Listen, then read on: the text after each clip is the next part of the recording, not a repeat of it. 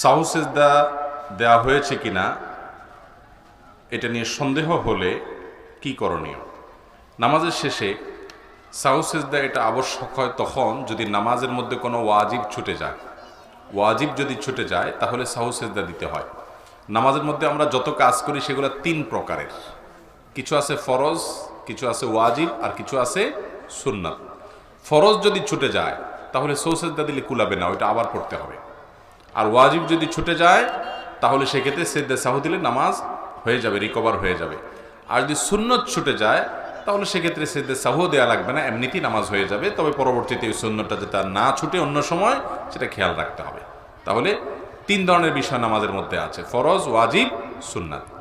এই ফরজ ছুটলে আবার পড়তে হবে, ওয়াজিব ছুটলে সিজদা সাহু দিলে হবে, সুন্নত ছুটলে কোনো অসুবিধা নাই, হয়ে যাবে। তবে পরবর্তী জন্য আর সুন্নত না ছুটে সেটা খেয়াল রাখতে হবে।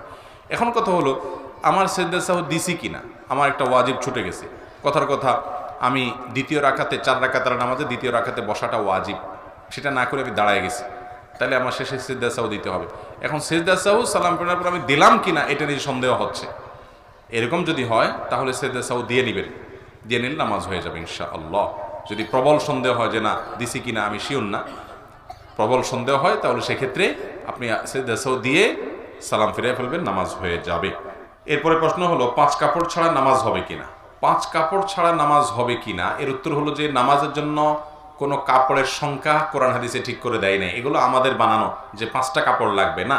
কেউ যদি 2 কাপড়ে পুরো শরীর ঢেকে ফেলতে পারে, মহিলাদের জন্য নামাজের মধ্যে পুরো শরীর ঢাকতে হবে, মুখমণ্ডল, 2 হাতের কবজি এবং পায়ের পাতা, সে তলার অংশ, এটা বাদে একদম টাকনুর নিচ পর্যন্ত মাথা থেকে চুল সহকারে কাঁধ, গলা, বুক, পিঠ সবগুলো, এমনকি হাতের গোছা, কোণে, এগুলো সব ঢাকবেন মহিলারা। এটুকু ঢাকার জন্য যদি একটা বড় পোশাকে তিনি পুরো শরীর ঢেকে ফেলতে পারেন যথেষ্ট। আর যদি 2টা পোশাকে ঢাকতে পারেন তাহলে সেক্ষেত্রে একটা পরনে থাকলো আর একটা উপরে বড় ওড়না পাওয়া যায় আজকাল, নামাজের পুরো শরীর ঢেকে ফেলবে, এরকম কিছু দিয়ে তিনি নামাজ পড়তে পারেন। কিন্তু 5টাই হতে হবে এমন কোনো কথা নেই। 5টা কোন হিসাবে হয়েছে আমি জানি না, মহিলাদের 5টা কি আদৌ হয় কিনা।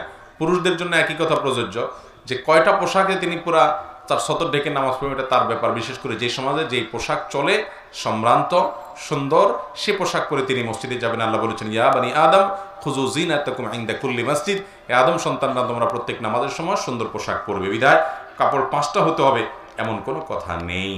আপনি আপনার যেটুকু ঢাকতে বলা হচ্ছে সেটুকু ঢাকলেন কিনা সেটি হলো মূল বিষয়। পাতলা যেন না হয়, দেখা যেন না যায় শরীরের ভিতরের অংশ, টাইট যেন না হয় অতিরিক্ত, সেটি খেয়াল করবে।